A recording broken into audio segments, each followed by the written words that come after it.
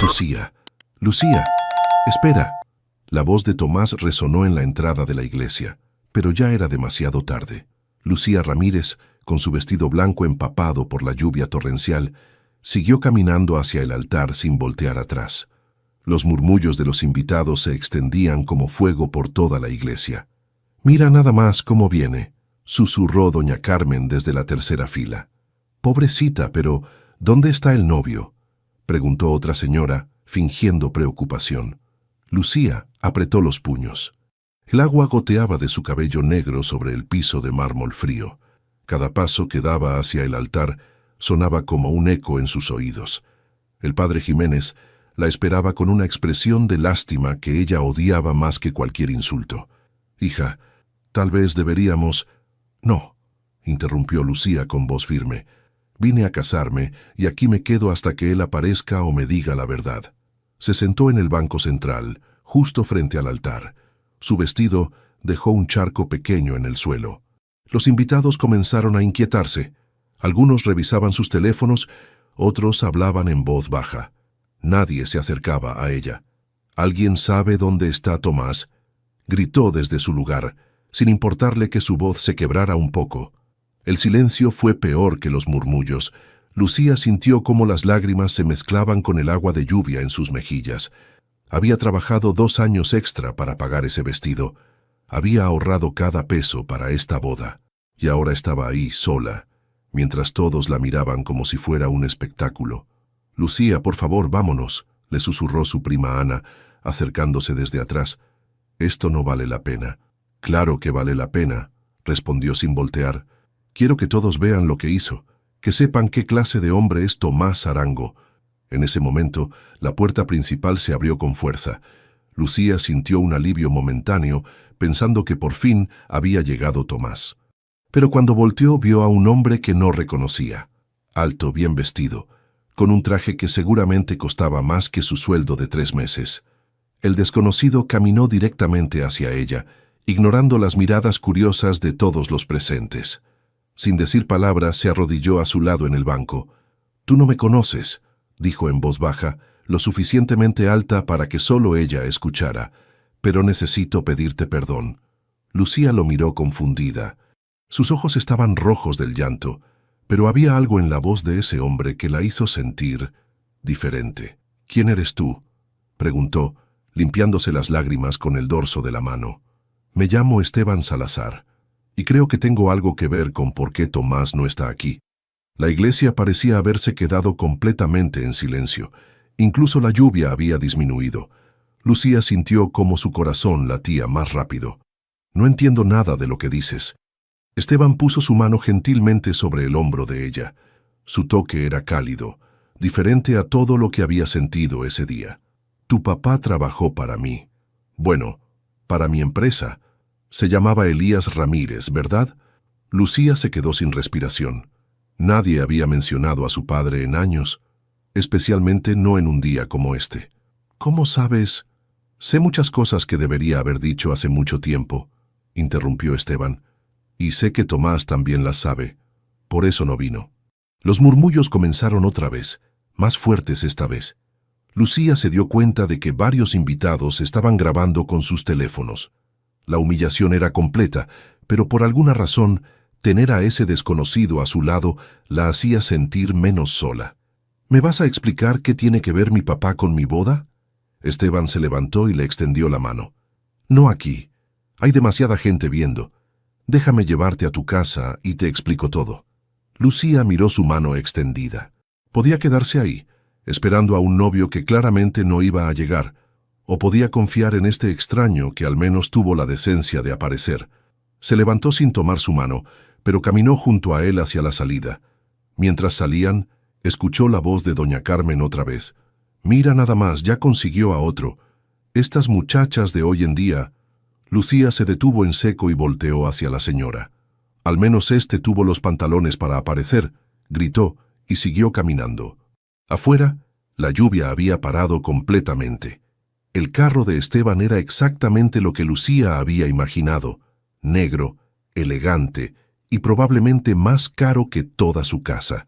Se subió en silencio, todavía con el vestido húmedo pegándose a su piel.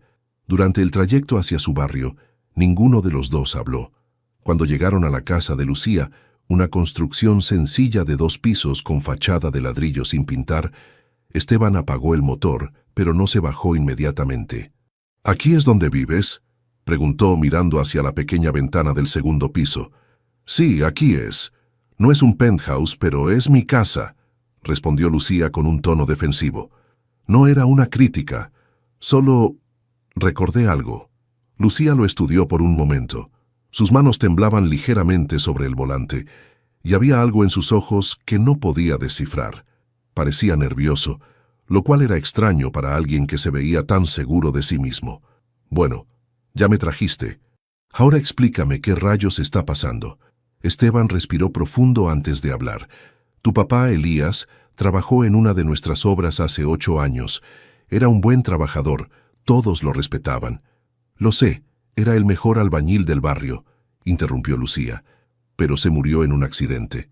«¿Qué tiene eso que ver con Tomás?». «El accidente no fue realmente un accidente, Lucía». Las palabras cayeron como piedras en el silencio del carro. Lucía sintió cómo algo frío se instalaba en su estómago. «¿Qué quieres decir?». «Hubo negligencia. Faltaron medidas de seguridad. Los cascos que les dieron estaban vencidos. Los arneses no servían.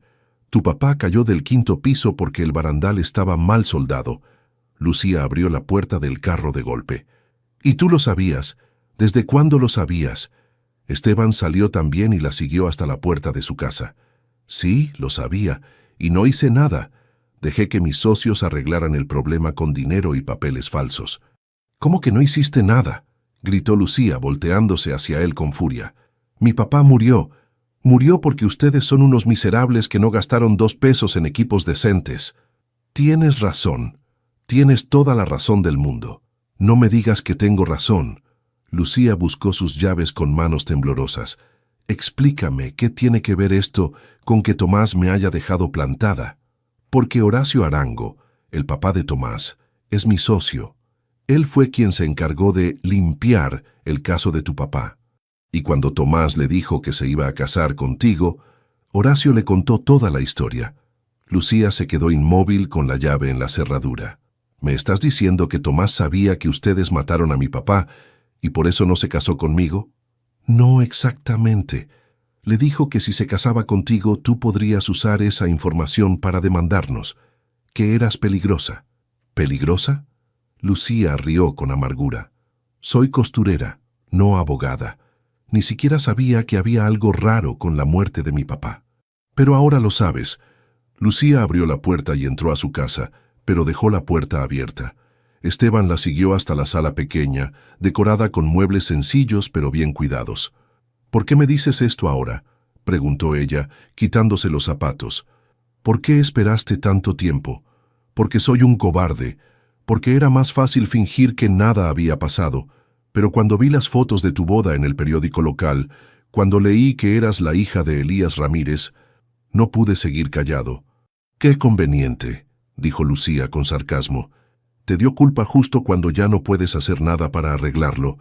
Puedo hacer algo. Puedo ayudarte a demandarlos. A todos nosotros.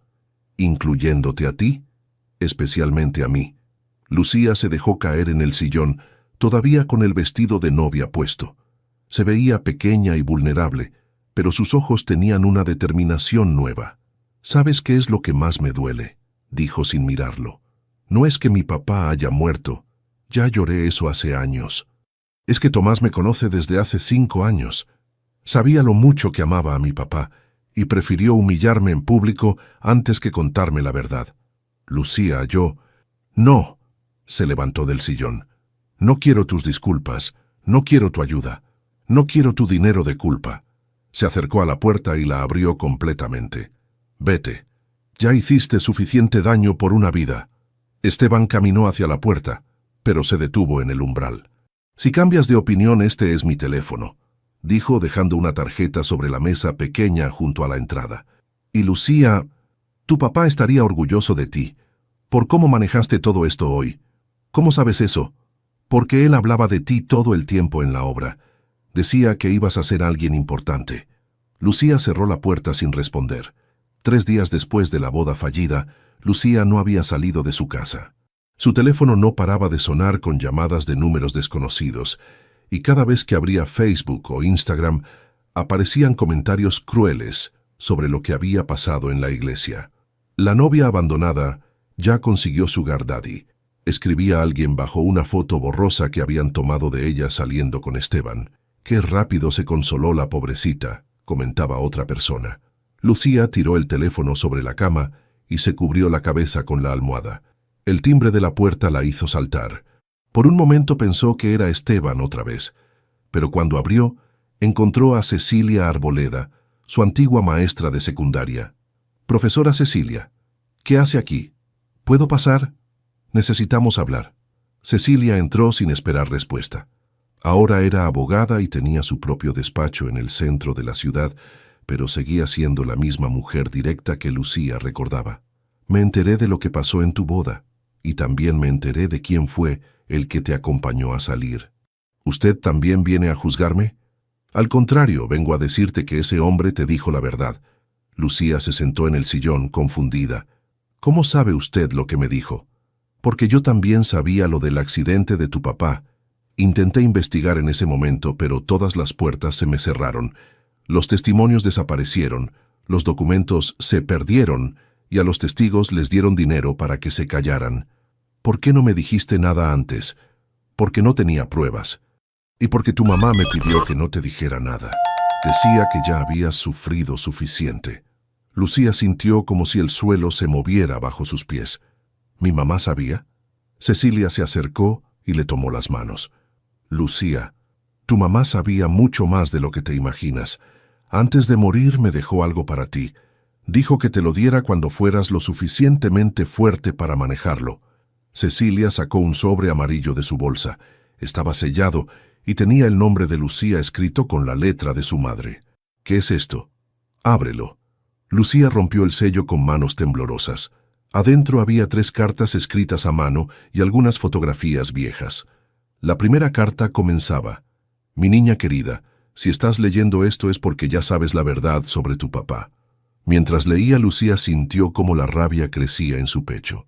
Su madre había documentado todo: las visitas nocturnas de hombres de traje que la amenazaban, los intentos de sobornarla, las pruebas que había logrado recopilar antes de enfermarse.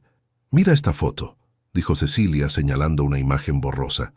«Tu mamá la tomó desde la ventana.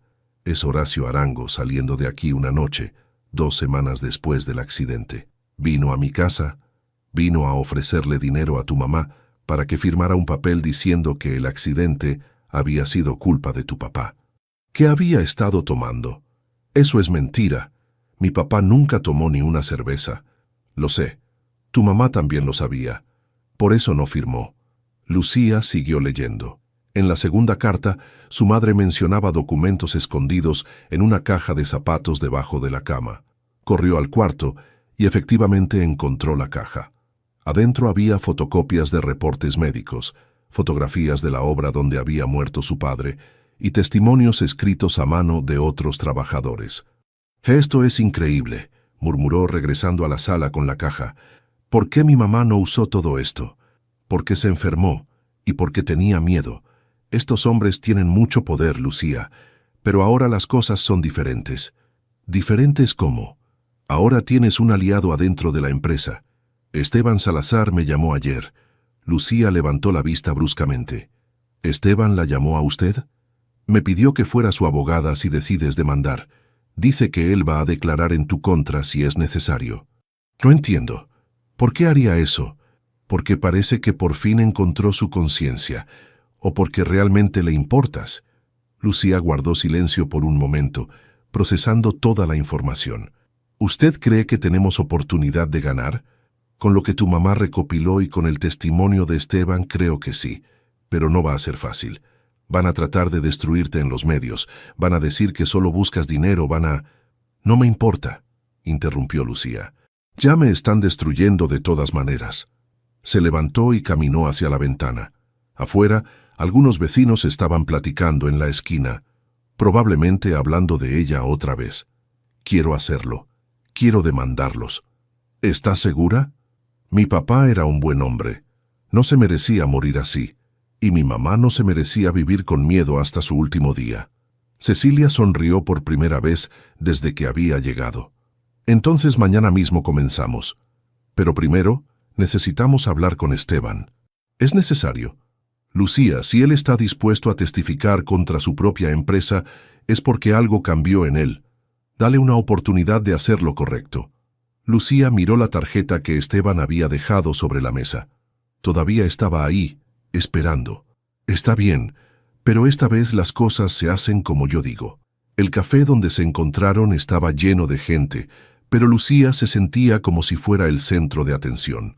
Había elegido una mesa en la esquina, lejos de las ventanas, pero aún así notaba las miradas curiosas de algunos clientes que la reconocían. Esteban llegó puntual, con el mismo traje elegante de siempre, pero se veía cansado. Se sentó frente a ella sin pedir nada de tomar. «Gracias por aceptar verme», dijo. «No lo hice por ti. Lo hice porque mi abogada dice que te necesitamos». «¿Tu abogada?» «Cecilia Arboleda. Dice que ya hablaste con ella». Esteban asintió. «Es una buena abogada. Si alguien puede ganar este caso, es ella». «¿Por qué estás haciendo esto?», preguntó Lucía directamente. «¿Por qué estás dispuesto a testificar contra tu propia empresa?». Esteban tardó un momento en responder. Jugó con su anillo de matrimonio, un detalle que Lucía notó por primera vez. «¿Estás casado?» «Divorciado. Hace 3 años». «Ah, mira, Lucía, voy a ser honesto contigo. Durante 8 años viví como si nada hubiera pasado. Firmé los papeles que me pusieron enfrente. Dejé que Horacio se encargara de todo. Y seguí con mi vida. Qué cómodo. Sí, muy cómodo. Hasta que mi hija me preguntó en qué trabajaba su papá». Lucía frunció el ceño. «¿Tienes una hija?» «Se llama Sofía. Tiene 7 años. Y cuando le expliqué que construyo casas y edificios, me dijo que su papá debía ser un héroe porque hace hogares para las familias». La voz de Esteban se quebró un poco. «Esa noche no pude dormir. Porque me di cuenta de que no soy el héroe que ella cree que soy. Soy el tipo que dejó que un buen hombre muriera para proteger las ganancias de la empresa». Lucía lo estudió. Había algo genuino en su dolor, pero todavía no confiaba completamente en él. «Está bien, acepto que tienes culpa, pero eso no explica por qué decidiste ayudarme justo ahora. Porque Tomás vino a mi oficina ayer». «¿Tomás fue a verte?» «Sí. Vino a pedirme que no te dijera nada más, que me alejara de ti». Lucía sintió cómo la rabia volvía a crecer en su pecho. «¿Y qué le dijiste?» «Le dije que era demasiado tarde, que ya habías decidido demandar». «¿Cómo sabías eso? Yo ni siquiera lo había decidido todavía». «Porque te conozco más de lo que crees. Tu papá hablaba de ti todos los días en la obra. Decía que eras terca como él, que nunca te rendías cuando algo era importante para ti». Esteban se inclinó hacia adelante. «Cuando Tomás se fue, me di cuenta de algo. Él no rompió el compromiso por miedo a una demanda. Lo rompió porque su familia no quería que se casara contigo». «¿Qué quieres decir?» «Horacio le dijo que no podía mezclar sangres, que una muchacha de tu barrio no era apropiada para un Arango». Lucía sintió como si le hubieran dado una bofetada. «¿Es en serio?» «Horacio usó la historia de tu papá como excusa, pero la verdad es que nunca te iba a aceptar. Y Tomás es demasiado cobarde para enfrentar a su familia». «Hijo de perra», murmuró Lucía apretando los puños. «Hay más. Tomás me dijo que su papá ya habló con algunos periodistas. Van a publicar artículos diciendo que tú solo quieres dinero, que estás usando la muerte de tu papá para hacerte rica». «¿Y cuándo sale esa basura?» «Mañana en el periódico local y pasado mañana en uno de los nacionales». Lucía se quedó callada por un momento, procesando toda la información. «¿Sabes qué es lo que más me duele?», dijo finalmente. «No es que Tomás no me haya querido lo suficiente para casarse conmigo. Es que me mintió. Durante 5 años me hizo creer que era diferente, que no le importaba de dónde venía yo. Tal vez sí te quería. Tal vez solo fue débil». «No me defiendas a Tomás», dijo Lucía con frialdad. «Un hombre que realmente me quisiera habría aparecido en esa iglesia. O por lo menos habría tenido los pantalones para decirme la verdad a la cara». Esteban asintió. «Tienes razón, y por eso voy a ayudarte». No como Salvador, no porque me des lástima, sino porque es lo correcto. Aunque eso signifique arruinar tu empresa, mi empresa ya está arruinada. Ha estado arruinada desde el día que decidimos que las ganancias valían más que las vidas. Lucía lo miró fijamente. Por primera vez desde que lo conocía sentía que estaba siendo completamente honesto. Está bien, pero si vamos a hacer esto, lo hacemos bien, sin medias verdades, sin secretos. Sin secretos, acordó Esteban. Y una cosa más. Cuando esto termine, cada uno sigue su camino. No quiero que pienses que esto nos convierte en amigos. Esteban sonrió tristemente. Entendido.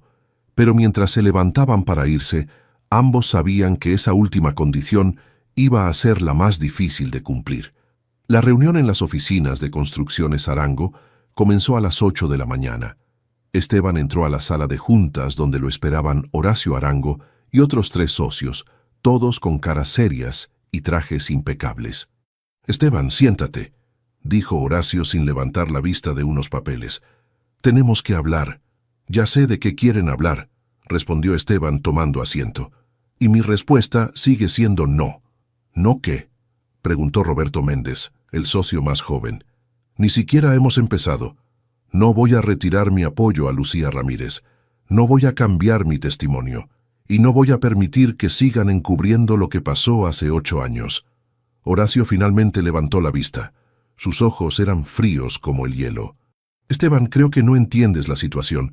Esta empresa te ha dado todo lo que tienes, tu casa, tu carro, la educación de tu hija, y yo le he dado 20 años de mi vida a esta empresa. Pero eso no significa que voy a seguir siendo cómplice de un crimen». «¿Crimen?», se rió Roberto. «Fue un accidente laboral. Esas cosas pasan». «Fue negligencia criminal», corrigió Esteban. «Y ustedes lo saben». Horacio se levantó y caminó hacia la ventana. «¿Sabes cuántas familias dependen de esta empresa, Esteban? Más de 200 empleados. Si esta demanda prospera, nos van a arruinar. Y no solo a nosotros, a todos ellos.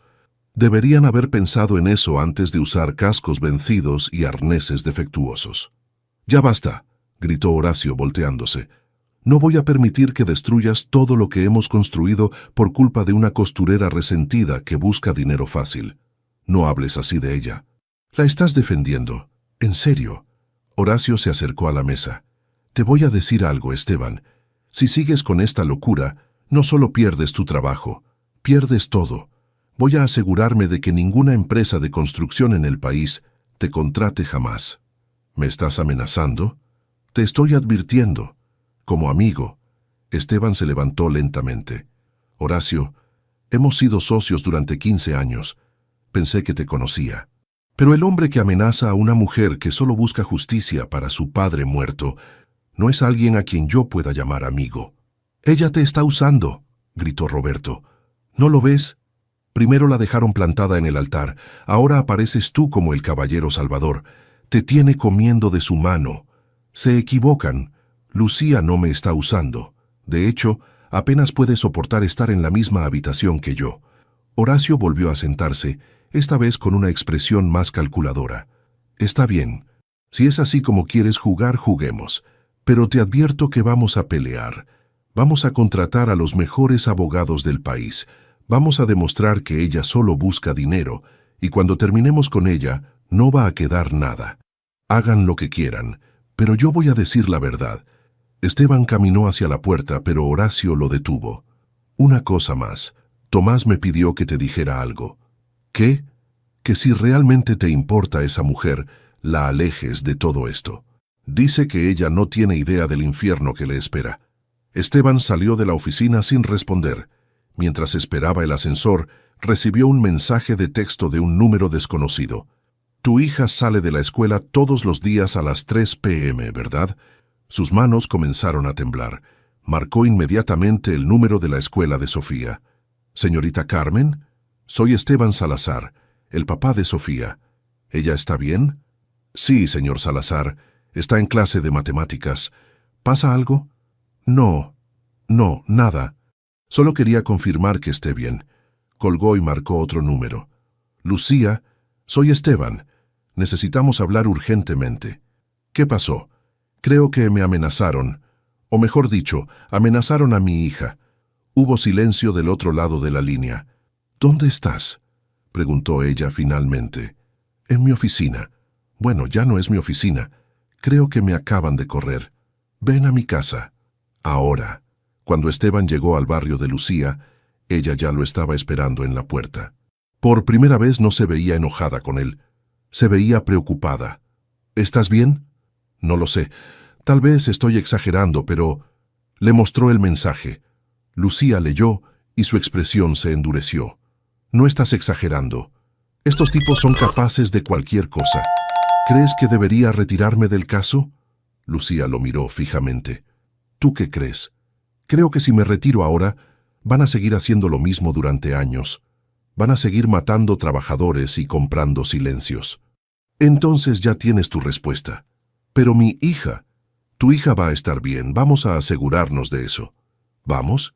Esteban, te guste o no, ahora estamos en esto juntos. Y yo no abandono a la gente que me ayuda. Por primera vez en días, Esteban sintió algo parecido a la esperanza. ¿Sabes qué?, dijo Lucía. Creo que es hora de que conozcas a mi abogada en persona. Tenemos mucho trabajo que hacer. Lucía encontró los documentos por casualidad. Estaba ayudando a Cecilia a organizar las pruebas para el caso cuando se topó con una carpeta marcada Informes técnicos, obra Santa Elena. Esa era la construcción donde había muerto su padre. Profesora, ¿estos son los reportes originales del accidente? Cecilia levantó la vista de su computadora. Sí, Esteban nos los consiguió. ¿Por qué? Lucía abrió la carpeta y comenzó a revisar los papeles. Al principio todo parecía normal. Reportes de seguridad, listas de materiales, inspecciones rutinarias. Pero entonces vio algo que la hizo detenerse. Profesora, venga a ver esto. Cecilia se acercó y miró por encima del hombro de Lucía. ¿Qué es? Esta firma, aquí en el reporte que dice que todos los equipos de seguridad estaban en perfectas condiciones. Lucía señaló una firma elegante al final del documento, fechado 3 días antes del accidente de su padre. Es la firma de Esteban. Sí, él era el supervisor técnico de esa obra. Pero, profesora, ¿usted leyó lo que dice este reporte? Cecilia tomó el papel y lo leyó cuidadosamente. Todos los cascos, arneses y equipos de seguridad han sido inspeccionados y se encuentran en perfectas condiciones para su uso. No se requieren reemplazos, leyó en voz alta. Esteban firmó esto 3 días antes de que mi papá muriera por un casco defectuoso y un arnés que se rompió. Las 2 mujeres se quedaron en silencio. Lucía sintió como si alguien le hubiera vaciado un balde de agua fría encima. Tal vez él no sabía, comenzó a decir Cecilia. ¿Cómo no iba a saber? Es su firma, su responsabilidad. Lucía cerró la carpeta de golpe. ¿Sabe qué es lo peor? Que me hizo creer que él también era víctima, que solo había sido cómplice por no hacer nada. Pero él sí hizo algo. Mintió. Firmó un reporte falso. Lucía, espera. Vamos a preguntarle antes de sacar conclusiones. ¿Preguntarle qué? La evidencia está aquí. Su firma está aquí. Lucía tomó su bolsa y se dirigió hacia la puerta. ¿A dónde vas? A enfrentarlo. Encontró a Esteban en el parque donde habían quedado de verse para revisar más documentos. Estaba sentado en una banca, jugando con su teléfono. Cuando la vio llegar, sonrió. «Llegaste temprano. ¿Cómo te fue con...?» Lucía le arrojó la carpeta encima. «Explícame esto». Esteban abrió la carpeta, confundido. Cuando vio el reporte, su cara se puso pálida. «Lucía, yo...» «¿Tú qué? ¿Vas a decirme que no sabías lo que estabas firmando?» «No, sí sabía». La honestidad brutal de su respuesta la desarmó por un momento. «¿Por qué? ¿Por qué firmaste algo que sabías que era mentira?» Esteban cerró la carpeta y se la devolvió.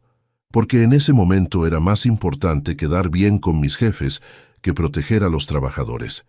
¿Era más importante quedar bien que la vida de mi papá?» «Sí». Lucía no esperaba esa respuesta tan directa. Esperaba excusas, justificaciones, cualquier cosa menos esa confesión simple y terrible. «¿Sabes qué? No puedo hacer esto», dijo, dándose la vuelta. «¿Hacer qué?» «Trabajar contigo, confiar en ti, pretender que somos un equipo cuando tú fuiste parte del problema desde el principio». Esteban se levantó de la banca. Tienes razón, fui parte del problema, pero ahora estoy tratando de ser parte de la solución. En serio. ¿Y eso borra lo que hiciste? No, nada borra lo que hice. Lucía se volteó hacia él con lágrimas de rabia en los ojos. ¿Sabes cuántas noches mi mamá lloró preguntándose si mi papá había hecho algo mal? Si tal vez sí había estado tomando, como decían los reportes.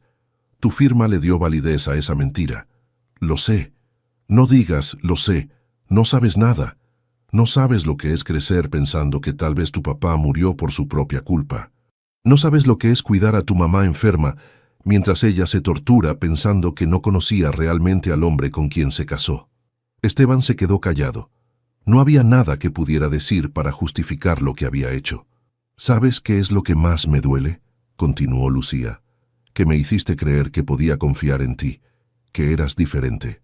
Lucía, por favor, no. Se acabó. Puedes seguir con el caso si quieres, pero yo no quiero volver a verte. Comenzó a caminar hacia la salida del parque, pero Esteban la siguió. Espera, al menos toma esto. Le extendió un sobre blanco. ¿Qué es? Una carta. Todo lo que debería haberte dicho desde el principio. Todas las disculpas que no sirven de nada, pero que necesitaba escribir. Lucía tomó el sobre sin abrirlo. ¿Crees que una carta va a arreglar esto? No, pero al menos vas a saber toda la verdad. Lucía guardó la carta en su bolsa y se alejó sin voltear atrás. Esteban se quedó parado en el parque, viendo cómo la mujer que había comenzado a admirar desaparecía entre la gente. Esa noche en su casa, Lucía abrió la carta. Era larga, escrita a mano, y no se guardaba nada. Esteban confesaba cada detalle de su complicidad, cada momento en que había elegido el dinero sobre la conciencia, cada firma que había puesto sin cuestionar las consecuencias. Al final, escribía: «No te pido perdón porque no me lo merezco. Solo te pido que no dejes que mi cobardía del pasado arruine la justicia que tu padre se merece. Sigue adelante con el caso, aunque sea sin mí». Lucía dobló la carta y la guardó en el cajón de su mesa de noche. Por primera vez en semanas, lloró. No solo por la traición, sino porque por un momento había empezado a creer que tal vez podía confiar en alguien otra vez. Se había equivocado. El día del juicio, la sala del tribunal estaba completamente llena. Lucía nunca había visto tantos reporteros y cámaras en un solo lugar. Se sentó en la primera fila junto a Cecilia, tratando de ignorar los flashes y los murmullos. «¿Estás lista?», le preguntó su abogada. «No, pero vamos a hacerlo de todas maneras». Del otro lado de la sala, Horacio Arango estaba rodeado de al menos 5 abogados, todos con trajes caros y maletines elegantes. Lucía sintió como si fuera David enfrentando a Goliat, pero esta vez sin la certeza de que iba a ganar. Cuando Esteban entró al tribunal, Lucía no pudo evitar mirarlo. Se veía diferente, más delgado, ojeras profundas, como si no hubiera dormido en semanas. Sus ojos se encontraron por un segundo, pero ella desvió la mirada inmediatamente. El juez, un hombre mayor de expresión seria, dio inicio a la audiencia. «Señora Ramírez, puede proceder con su declaración». Lucía se levantó con las piernas temblorosas. Había practicado este momento cientos de veces, pero ahora que estaba ahí, frente a todos esos ojos juzgándola, se sintió pequeña y vulnerable. «Mi papá se llamaba Elías Ramírez», comenzó, con voz clara pero temblorosa. «Era albañil desde los 16 años. Se levantaba todos los días a las 5 de la mañana para ir a trabajar y siempre regresaba a casa con historias graciosas para contarme». Se detuvo un momento para respirar. El día que murió, salió de casa como siempre. Me dijo que me portara bien, que hiciera mis tareas y que cuando regresara íbamos a ver una película juntos. Su voz comenzó a quebrarse. Nunca regresó. En lugar de eso, vinieron 2 hombres a decirnos que había tenido un accidente, que había sido su culpa por no usar bien el equipo de seguridad. «¿Y usted creyó esa versión?», preguntó Cecilia. «Al principio sí. Era una niña de 18 años. ¿Por qué iba a dudar de lo que me decían los adultos?». Lucía miró directamente a Horacio Arango. «Pero mi mamá nunca lo creyó. Ella sabía que mi papá era el hombre más cuidadoso del mundo. Sabía que algo estaba mal. Uno de los abogados de la defensa se levantó. «Objeción, su señoría. La declarante está especulando sobre los pensamientos de una persona fallecida». «Denegada. Continúe, señora Ramírez». Lucía respiró profundo y continuó. «Mi mamá trató de investigar, pero todas las puertas se le cerraron. Los testigos desaparecieron, los documentos se perdieron y cuando ella insistía, recibía visitas nocturnas de hombres que la amenazaban. Sacó las cartas de su madre y las fotografías. Esto es lo que mi mamá logró documentar antes de morir. Pruebas de que el equipo de seguridad estaba defectuoso, testimonios de otros trabajadores que confirman las irregularidades y fotografías que demuestran la negligencia». El abogado principal de Horacio se levantó otra vez. «Su señoría, estos documentos no han sido autenticados apropiadamente». «Los documentos están debidamente autenticados», interrumpió Cecilia. «Y tenemos testigos que pueden confirmar su veracidad». «¿Testigos?», preguntó el juez. «Sí, su señoría. El señor Esteban Salazar, director técnico de la empresa en el momento del accidente». Un murmullo recorrió toda la sala. Horacio se veía furioso, pero no podía hacer nada para detener lo que venía. Esteban se levantó y caminó hacia el estrado. Cuando pasó junto a Lucía, ella notó que sus manos temblaban ligeramente. «Señor Salazar», comenzó Cecilia, «¿puede describir su rol en la empresa Construcciones Arango en el año 2017? Era director técnico y supervisor de seguridad de todas las obras. ¿Y cuáles eran sus responsabilidades específicas? Inspeccionar los equipos de seguridad, autorizar el uso de materiales y asegurarme de que se cumplieran todos los protocolos de seguridad». Esteban miró directamente a Lucía. «Responsabilidades que no cumplí. ¿Puede ser más específico?» El día 15 de marzo de 2017, firmé un reporte afirmando que todos los equipos de seguridad de la obra Santa Elena estaban en perfectas condiciones. Era mentira. El silencio en la sala era absoluto. ¿Por qué firmó un reporte falso? Porque mi jefe, Horacio Arango, me dijo que si no lo hacía, perdería mi trabajo. Y porque en ese momento mi carrera era más importante para mí que la vida de un trabajador. Horacio se levantó furioso. «Eso es mentira. Esteban está mintiendo para salvar su propio pellejo». El juez golpeó su martillo. «Señor Arango, permanezca sentado o será retirado de la sala». Esteban continuó. 3 días después de firmar ese reporte, Elías Ramírez murió porque su casco se rompió al impacto y su arnés de seguridad falló. Ambos equipos estaban vencidos y defectuosos. ¿Y qué pasó después del accidente? Horacio Arango me pidió que alterara los reportes posteriores para que pareciera que el accidente había sido culpa del trabajador. Me dijo que si no lo hacía, no solo perdería mi trabajo, sino que se aseguraría de que nunca pudiera trabajar en construcción otra vez. ¿Y usted accedió? Sí. Alteré los reportes. Permití que culparan a un hombre muerto por un accidente que fue completamente nuestra responsabilidad. Esteban volteó hacia donde estaba sentada Lucía. Y durante 8 años viví con esa culpa, hasta que conocí a la hija de Elías Ramírez y me di cuenta de que había llegado el momento de decir la verdad. Cuando Esteban terminó su testimonio, Lucía sintió algo extraño. No era perdón, todavía no, pero tampoco era el odio puro que había sentido la semana anterior. Era algo más complicado, más confuso. El juez anunció un receso, y mientras la sala se vaciaba, Lucía se quedó sentada, procesando todo lo que había escuchado. Por primera vez en semanas, sintió que tal vez, solo tal vez, su padre por fin iba a obtener justicia. 2 semanas después del veredicto, Lucía estaba cosiendo en su pequeño taller cuando alguien tocó la puerta. No esperaba a nadie, y después de todos los reporteros que habían aparecido desde que ganó el juicio, había aprendido a ser cautelosa. ¿Quién es? Soy yo. Esteban.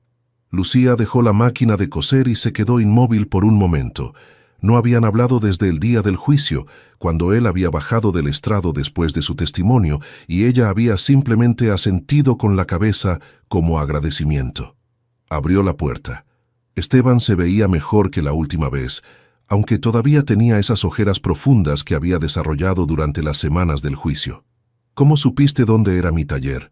Cecilia me dio la dirección. Dijo que ya no trabajabas desde tu casa.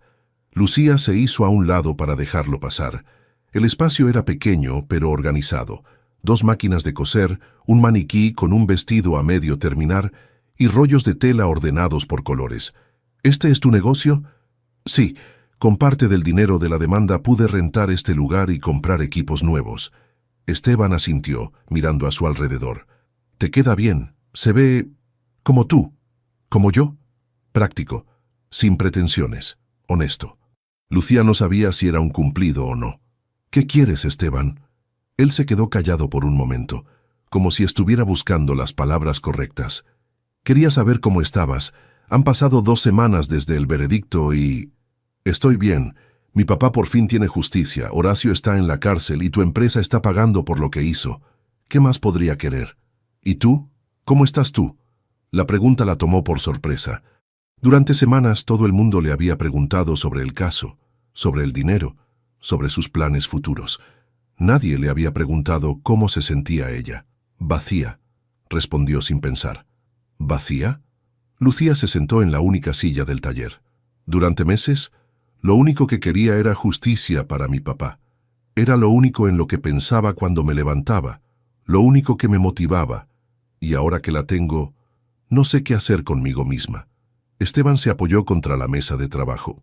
¿Te arrepientes de haber demandado? No, jamás. Pero tampoco me siento como pensé que me iba a sentir. ¿Cómo pensaste que te ibas a sentir? Feliz, aliviada, completa.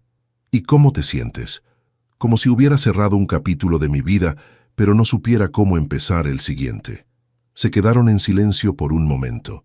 Afuera, el ruido del tráfico y los vendedores ambulantes creaba un fondo constante de vida urbana. ¿Puedo decirte algo?, preguntó Esteban. Claro. El día que declaraste en el juicio, cuando hablaste de tu papá, fue la primera vez en años que alguien lo recordó como la persona que realmente era. No como una estadística, no como un caso legal. Como Elías Ramírez, el hombre que contaba historias graciosas y que quería ver películas con su hija. Lucía sintió como sus ojos se llenaban de lágrimas. ¿Por qué me dices eso? Porque creo que eso es justicia de verdad. No el dinero, no la sentencia. Que la gente recuerde a tu papá como el buen hombre que era. Tú también hiciste eso, en tu testimonio. Traté, pero llegué muy tarde. Lucía lo miró fijamente. ¿Sabes qué? Al principio no confiaba en ti. Para nada. Lo sé. Pensé que solo querías limpiar tu conciencia, que me estabas usando para sentirte mejor contigo mismo. Tal vez al principio sí era un poco eso. ¿Y ahora? Esteban se acercó un paso. Ahora me doy cuenta de que fuiste tú la que me ayudó a mí. Me ayudaste a encontrar algo que había perdido hace mucho tiempo. ¿Qué? La capacidad de hacer lo correcto, aunque me cueste caro. Lucía se levantó de la silla y caminó hacia la ventana. ¿Qué vas a hacer ahora? ¿Construir otra empresa? No. Voy a trabajar para el gobierno inspeccionando obras públicas, asegurando que se cumplan las normas de seguridad. Eso suena bien. No paga mucho, pero me deja dormir tranquilo. Lucía se volteó hacia él. ¿Puedo confesarte algo? Claro. Ya no estoy enojada contigo. No, no. Estaba furiosa porque me habías mentido, porque habías sido parte del problema. Pero cuando declaraste en el juicio, cuando dijiste toda la verdad sabiendo que te iba a costar todo, ahí entendí algo. ¿Qué? Que la gente puede cambiar, que se puede ser cobarde durante años y después encontrar el valor para hacer lo correcto. Esteban se acercó más. Lucía, ¿tú crees que tal vez podríamos empezar de nuevo? ¿Empezar qué de nuevo? Conocernos, pero esta vez sin secretos, sin mentiras, solo conocernos. Lucía lo pensó por un momento. ¿Sabes cuál es la diferencia entre tú y Tomás? ¿Cuál? Tomás me abandonó cuando las cosas se pusieron difíciles. Tú te quedaste aunque supieras que te iba a costar todo. ¿Eso es bueno? Es un inicio. Se quedaron mirándose por un momento largo. Entonces, por primera vez desde que se conocían, Lucía sonrió. Una sonrisa pequeña pero genuina. ¿Quieres ayudarme a terminar este vestido?, le preguntó. Tengo que entregarlo mañana. No sé nada de costura. Puedes cortar hilos. Es fácil. Esteban sonrió también. Creo que puedo hacer eso. Y por primera vez en meses, Lucía sintió que tal vez sí sabía cómo empezar el siguiente capítulo de su vida. El sonido de las máquinas de coser llenaba el pequeño local que ahora ocupaba toda la planta baja del edificio.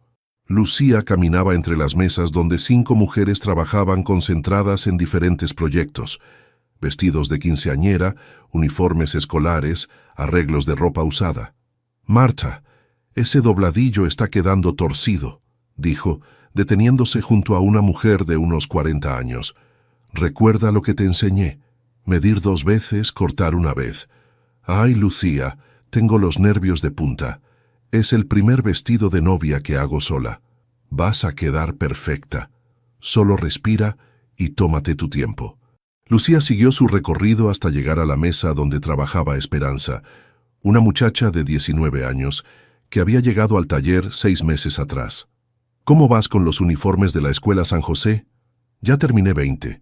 Me faltan 10 para completar el pedido». «Excelente.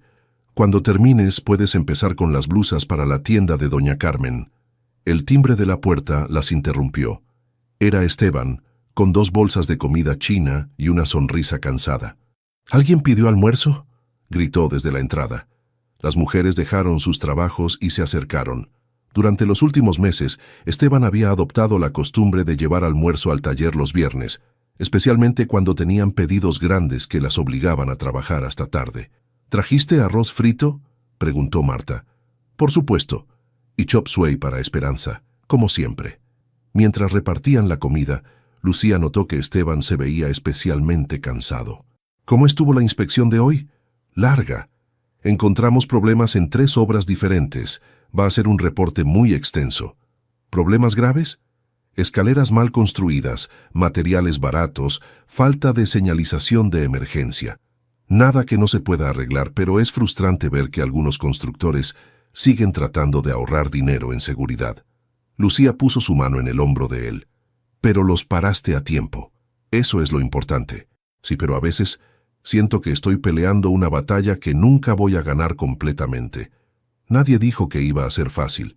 Después del almuerzo, las mujeres regresaron a sus máquinas. Lucía y Esteban se quedaron en la pequeña oficina que ella había montado en la parte trasera del local. «¿Tienes planes para este fin de semana?», preguntó él, revisando unos papeles en el escritorio. Esperanza quiere que la acompañe a ver un apartamento. Por fin ahorró suficiente para mudarse sola. «Eso es genial. ¿Y el domingo?». «Pensaba visitar a mi prima Ana. Hace semanas que no la veo». Esteban se quedó callado por un momento, jugando con un lápiz. «¿Pasa algo?», preguntó Lucía. «No, nada. Solo... ¿Te acuerdas de lo que hablamos el mes pasado? ¿Sobre mudarnos juntos?». Lucía sonrió. «¿Estás nervioso?». «Un poco. No hemos vivido juntos nunca. ¿Y si descubrimos que no somos compatibles para la convivencia diaria?». «Esteban, llevamos 2 años saliendo. Prácticamente vives en mi casa de todas maneras. Pero esto es diferente. Esto es oficial. ¿Te estás arrepintiendo?». «No, para nada. Solo quiero estar seguro de que tú estás segura». Lucía se acercó y lo tomó de las manos. «¿Sabes cuál es la diferencia entre esta decisión y todas las decisiones importantes que he tomado en mi vida?». «¿Cuál?». «Esta es la primera que tomo sin miedo, sin pensar en qué puede salir mal, sin protegerme de que me lastimen». «Ay, eso no te asusta». «Claro que me asusta, pero ya no voy a dejar que el miedo tome las decisiones por mí». Esteban la besó suavemente. «¿Sabes qué es lo que más me gusta de ti?», murmuró contra sus labios. «¿Qué?». «Que nunca tratas de salvarme de mis problemas. Solo caminas a mi lado mientras los resolvemos. Porque no necesitas que te salven, necesitas que confíen en ti. ¿Y tú confías en mí?». «Completamente». El sonido de la máquina de coser de Marta las interrumpió. Lucía se separó de Esteban y miró hacia el taller. «Tengo que volver al trabajo. Estas mujeres están aprendiendo rápido, pero todavía necesitan supervisión». «Está bien. Nos vemos en la noche. ¿En tu casa o en la mía?». «¿En nuestra casa?», preguntó él con una sonrisa. «Todavía no firmamos el contrato de arrendamiento. Pero ya decidimos. Eso cuenta». Lucía se rió. Está bien, en nuestra casa.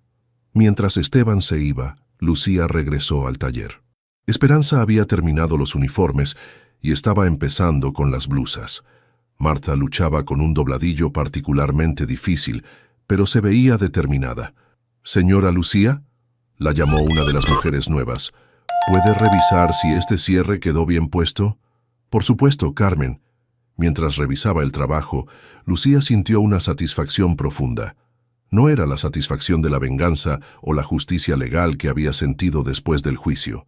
Era algo más simple y más duradero, la satisfacción de construir algo bueno con sus propias manos. Su papá habría estado orgulloso, y por primera vez en años eso era suficiente. ¿Te gustó la historia de Lucía y Esteban? Esta novela nos enseña que la justicia no siempre llega fácil, pero cuando llega, puede cambiar vidas para siempre. Lucía nos demostró que una mujer valiente puede enfrentar a los más poderosos cuando busca la verdad, y Esteban nos mostró que nunca es demasiado tarde para hacer lo correcto. Si esta historia te emocionó tanto como a nosotros, no olvides darle like a este video y compartirlo con tus amigos, que también disfrutan de las buenas historias de amor y justicia. Nos encanta saber que tenemos una audiencia tan increíble de diferentes países. Si quieres más historias como esta, llenas de romance, drama y personajes que luchan por lo que es justo, suscríbete a nuestro canal y activa la campanita para no perderte ninguna novela nueva. Y ahora queremos conocerte mejor. ¿Desde qué país nos estás viendo? Escríbenos en los comentarios de qué país eres. Nos da mucha alegría saber que nuestras historias llegan a tantos lugares diferentes del mundo. Tu comentario puede inspirar nuestras próximas historias.